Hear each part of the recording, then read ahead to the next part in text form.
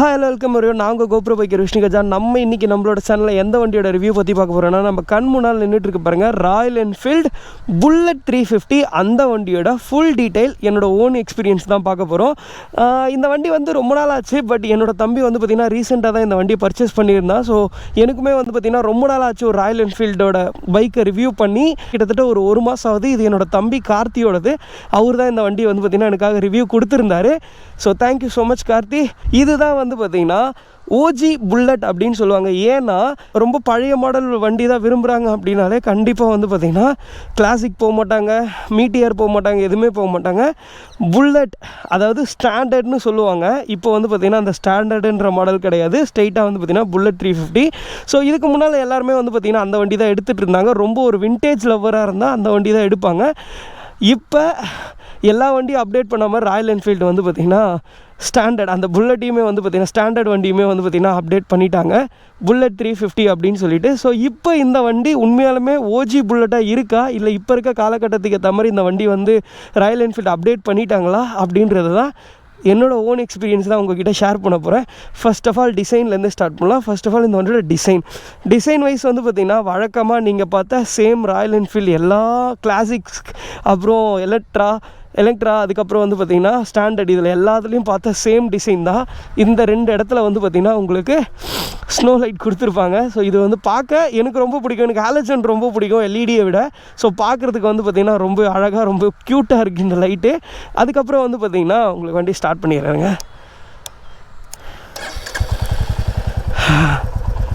இது வந்து பார்த்திங்கன்னா ஹாலஜன் பல்ப் தான் கொடுத்துருக்காங்க. நம்ம மீட்டியாரில் இருக்க மாதிரி இந்த ரிங்கு மாதிரி கொடுத்து எல்இடி கொடுத்து அதிலலாம் வந்து பார்த்திங்கன்னா உங்களுக்கு ஹெட்லைட் அந்த ஹாலஜன் மாதிரி கொடுக்கல.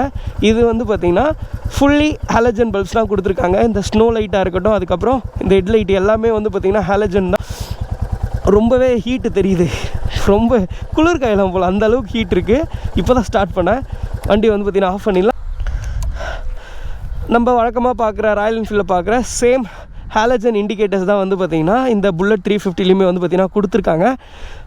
இந்த வண்டிக்கு எல்இடி கொடுத்தா கண்டிப்பாக நல்லா இருக்காது. ஸோ ஹாலஜனில் பார்க்க தான் நல்லாயிருக்கும். ப்ளஸ் இந்த ஆரஞ்சு கப்போடு பார்க்குறதுக்கு தான் எனக்கு ரொம்ப பிடிச்சிருக்கு. ஸோ ரொம்பவே நல்லா இருக்குது. வழக்கமாக பார்க்குறது தானே இதில் என்ன பிடிச்சிருக்கு.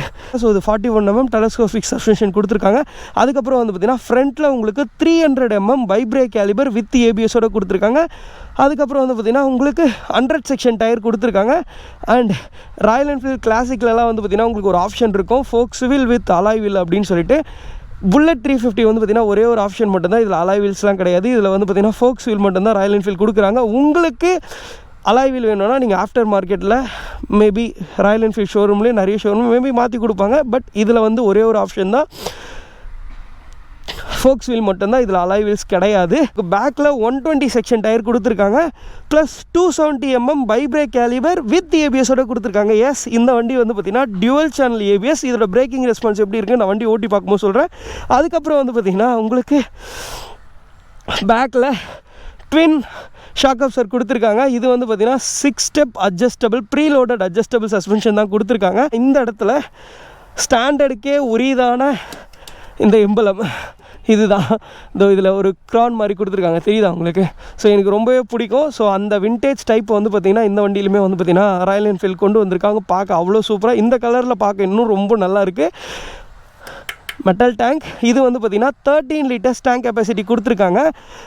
இந்த வண்டியோட மைலேஜ் டெஸ்ட்டு வேணும் அப்படின்னா நீங்கள் கமெண்ட் செக்ஷனில் கமெண்ட் பண்ணுங்கள். கண்டிப்பாக இந்த வண்டியோட மைலேஜ் டெஸ்ட்டை நான் உங்களுக்காக பண்ணி காட்டுறேன். ஏன்னா இது என்னோட பிரதரோட வண்டி, ஸ்பீடாமீட்டர் கன்சோல். எஸ், ராயல் என்ஃபீல்டில் வந்து பார்த்திங்கன்னா உங்களுக்கு அனலாக் ப்ளஸ் ஒரு சின்ன மல்டி ஃபங்க்ஷனல்னு சொல்ல முடியாது, ஒரு சின்ன டிஜிட்டல் மீட்டர் வந்து பார்த்திங்கன்னா கொடுத்துருக்காங்க. இந்த இடத்துல வந்து பார்த்திங்கன்னா வண்டியோட ஸ்பீட், அதாவது ஸ்பீடோமீட்டர் வந்து பார்த்திங்கன்னா இந்த இடத்துல கொடுத்துருக்காங்க. அதுக்கப்புறம் வந்து பார்த்திங்கன்னா இந்த இடத்துல உங்களுக்கு ஃபியூல் கேஜி கொடுத்துருக்காங்க. ஸோ இதெல்லாம் வந்து பார்த்திங்கன்னா ஸ்டாண்டர்ட்லலாம் இதுக்கு முன்னால் கிடையாது. ஸோ இப்போ தான் வந்து பார்த்திங்கன்னா அப்டேட்டில் கொடுத்துருக்காங்க. உங்களுக்கு ஃபியூல் கேஜி கொடுத்துருக்காங்க. அதுக்கப்புறம் வந்து பார்த்திங்கன்னா டைம் கொடுத்துருக்காங்க.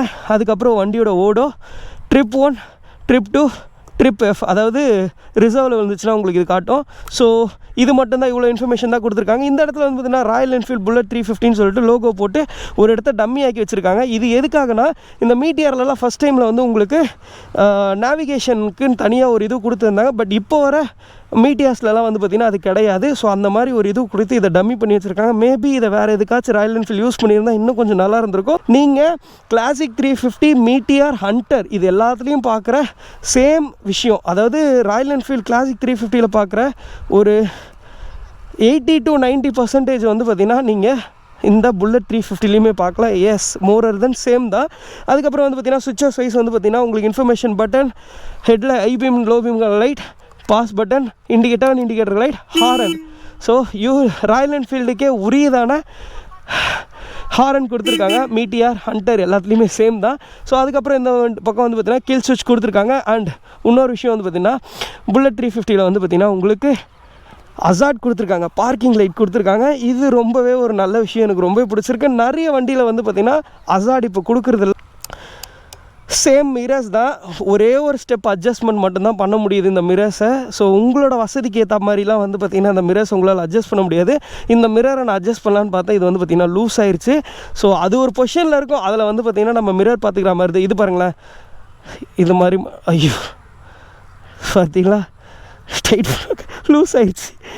ஐயோ, இந்த மிரர்லாம் வந்து பார்த்திங்கன்னா யூஸ் பண்ணுறதுக்கு தனியாக கோர்ஸ் போய் படிக்கணும். அதுக்கப்புறம் வந்து பார்த்திங்கன்னா இந்த வண்டியில் எனக்கு ரொம்ப பிடிச்சது, ரொம்ப ஒரு குஷனிங்கான ஒரு பெரிய சீட் கொடுத்துருக்காங்க. ரொம்பவே குஷனிங்காக இருக்குது. எனக்கு ஓட்டுறதுக்கு ரொம்பவே நல்லா இருந்துச்சு. கண்டிப்பாக வந்து பார்த்திங்கன்னா பில்லியனுக்கும் ஒரு தாராளமான ஒரு குஷனிங் தான் இருக்கும். ஸ்டாண்டர்டில் வந்து பார்த்திங்கன்னா ஒரு ரொம்ப ஒரு மெல்லிஸான ஒரு ஹேண்ட் கிரிப் தான் கொடுத்துருப்பாங்க. ஸோ அதே தான் வந்து பார்த்திங்கன்னா இதில் இன்னும் கொஞ்சம் இன்னும் கொஞ்சம் பெருசாக கொடுத்துருக்காங்க, மற்றபடி எதுவுமே கிடையாது.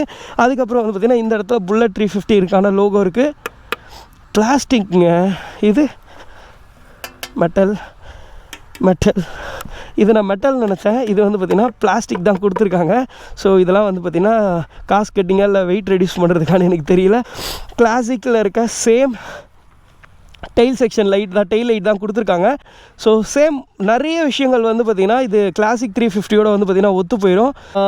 நம்ம கிளாசிக் 350, மீட்டியார், ஹண்டர் இதில் இருக்க சேம் ஜே சீரிஸ் இன்ஜின் தான் வந்து பார்த்திங்கன்னா புல்லட் 350க்குமே வந்து பார்த்திங்கன்னா ராயல் என்ஃபீல்ட் கொடுத்துருக்காங்க. ஸோ இது வந்து பார்த்திங்கன்னா 349cc engine, single cylinder, 4 stroke ஏர் கூல்டு இன்ஜின் கொடுத்துருக்காங்க.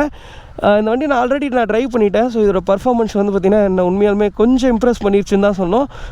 இதோட அதிகபட்சமான ஹார்ஸ் பவர் வந்து பார்த்திங்கன்னா 20.2 HP ஹார்ஸ் பவர் வந்து பார்த்திங்கன்னா ப்ரொடியூஸ் பண்ணுது. 27 Nm டார்க்கை வந்து பார்த்திங்கன்னா ப்ரொடியூஸ் பண்ணுது. இது வந்து பார்த்திங்கன்னா 5 கியர் டிரான்ஸ்மிஷன் தான். ஸோ அதெல்லாம் எப்படி இருக்குன்றதை நான் உங்களுக்கு வண்டி ஓட்டி பார்த்து சொல்கிறேன். அதுக்கப்புறம் இந்த வண்டியோட கிரவுண்ட் கிளியரன்ஸ் வந்து பார்த்திங்கன்னா 170 mm கொடுத்துருக்காங்க. ரீசெண்டாக நான் ரிவ்யூ பண்ண ஏதோ ஒரு வண்டியில் 170 mm, எஸ் NS 160 வந்து பார்த்திங்கன்னா கிரவுண்ட் கிளியரன்ஸ் 170 mm தான். ஸோ நீங்கள் வந்து பயப்பட வேணாம், பெரிய பள்ளம் பெரிய ஸ்பீட் பிரேக்கர் பார்த்து நீங்கள் பயப்பட வேணாம். ஒரு 170 mmன்றது வந்து பார்த்திங்கன்னா ஒரு நல்ல யூஸ்ஃபுல்லான ஒரு கிரவுண்ட் கிளியரன்ஸ் தான் வந்து பார்த்திங்கன்னா ராயல் என்ஃபீல்டு இந்த புல்லட் 350 கொடுத்துருக்காங்க. அதுக்கப்புறம் இந்த இடம் கொஞ்சம் அன்ஈவனாக இருக்குது. இந்த இடம் எனக்கு ரொம்ப பிடிச்சிருந்ததுன்னு இந்த இடத்துக்கு வந்தேன். Seat height.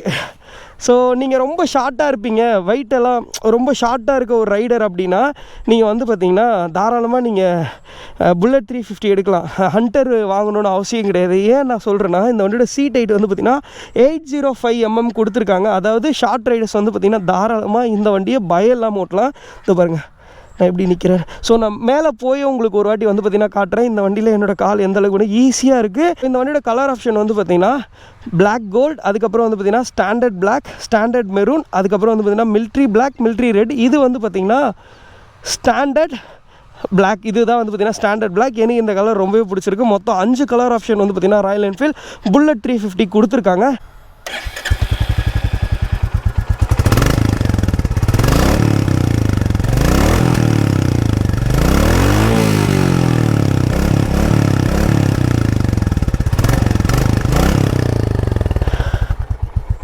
மீட்டியார், ஹண்டர் மாதிரியே தான் இருக்குது. எந்த ஒரு பெரிய டிஃப்ரென்ஷியேட்டும் வந்து பார்த்திங்கன்னா எனக்கு தெரியல, ரொம்ப பெரிய வித்தியாசம் தெரியல.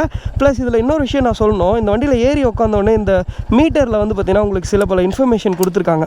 நியூட்ரல், பேட்ரி, ABS, இன்ஜின் மானு ஃபங்க்ஷன் லைட், அப்புறம் லோ ஃபியூல் இண்டிகேஷன் எல்லாமே கொடுத்துருக்காங்க. பட் இப்படி பார்த்தா தெரியுது, நீங்கள் இப்படி உட்காந்து வண்டி ஓட்டினீங்கன்னா இங்கே இருக்க எந்த ஒரு இன்ஃபர்மேஷனுமே வந்து பார்த்திங்கன்னா ரைடருக்கு தெரியாது. அதை இன்னும் கொஞ்சம் ஸ்லைட் பண்ண மாதிரி பொசிஷன் பண்ணியிருந்தா ரைடருக்கு வந்து பார்த்திங்கன்னா, இப்போ இப்படி ஓட்டிகிட்டே இருக்கீங்க, நான் கொஞ்சம் ஷார்ட்டாக இருக்கேன், இங்கே இப்படி இருந்தால் இன்னும் இதுதான் என்னோடய பொசிஷனு, உங்களுக்கு எதனா தெரியுதான்றது எனக்கு சொல்லுங்கள். நம்ம அப்படியே எல்லாத்தையும் எட்டிலாம் பார்க்க முடியாதுல்ல.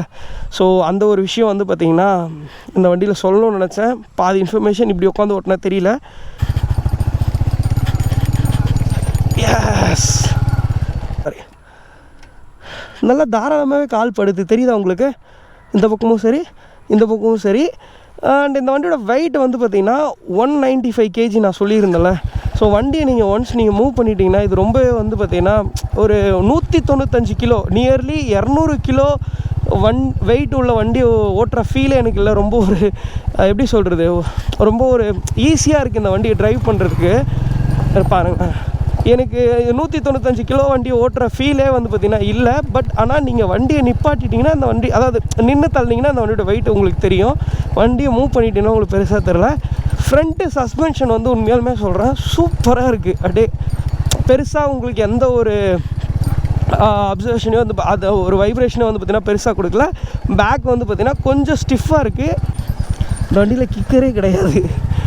ஸோ வண்டி வந்து எங்கேயாச்சும் ஆஃப் ஆகிடுச்சு, பேட்ரி ட்ரெயின் ஆகி ஆஃப் ஆகிடுச்சுன்னா நீங்கள் 2வது கீரை போட்டு 195 கிலோ இருக்க ஒரு வண்டியை தள்ளி தான் ஸ்டார்ட் பண்ணணும். ஸோ புல்லட்னாலே கிக் பண்ணி ஸ்டார்ட் பண்ணுறது தான். பட் இப்போ இருக்க அப்டேட்டுக்கு வந்து பார்த்திங்கன்னா ராயல் என்ஃபீல்டு வந்து இந்த புல்லட் 350லையுமே வந்து பார்த்திங்கன்னா கிக்கர் இந்த வண்டியில் கிடையாது. இவங்க ஒரு கியர் பொசிஷன் இண்டிகேட்டரை வந்து இந்த வண்டிக்கு கொடுக்கல. கியர் பொசிஷன் இண்டிகேட்டர் கொடுத்துருந்தா இன்னும் கொஞ்சம் நல்லா இருந்திருக்கும். இந்த பாஸ்ட்லாம் வந்து பார்த்திங்கன்னா அவ்வளோ இதுவாக இல்லை. இப்போ இந்த இடத்துல இருந்துன்னா டப்பு டப்பு நம்ம கொடுத்துட்டு போயிடலாம்ல. ஸோ அந்த அளவுக்கு பார்த்திங்கன்னா இதுவாக இல்லை.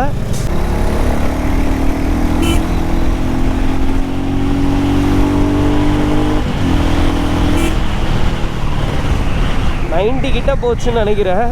கரெக்ட், 90 கிட்ட. வண்டியோட பர்ஃபார்மன்ஸ் வைஸ் வந்து அதே சேம் இன்ஜின் தான். வண்டி வந்து எப்படி சொல்கிறது, ஒரு புல்லட் ஓட்டுற ஃபீலே இல்லை. அந்த விண்டேஜ் புல்லட் ஓட்டுற ஃபீலே எனக்கு இல்லை. கிளாசிக் ஓட்டுற மாதிரி தான் இருக்குது. ரொம்ப ஒரு நல்ல ஸ்பீடாக வந்து பார்த்திங்கன்னா உங்களால் ட்ரிபிள் டிஜிட் நம்பரை இந்த வண்டியில் ரீச் பண்ண முடியும்.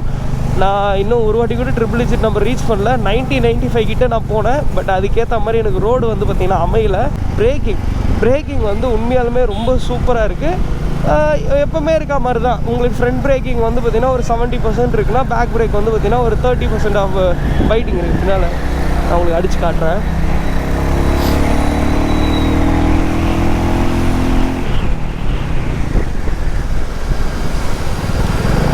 பிரேக்கிங்லலாம் ஒரு நல்ல கான்ஃபிடென்ட் இருக்குது மக்களே. ஸோ நீங்கள் அதை நினச்சி வந்து பார்த்திங்கன்னா கண்டிப்பாக பயப்பட வேணாம். இந்த இடத்துல ஒரு ஸ்டெச் அடித்து பார்ப்போமா.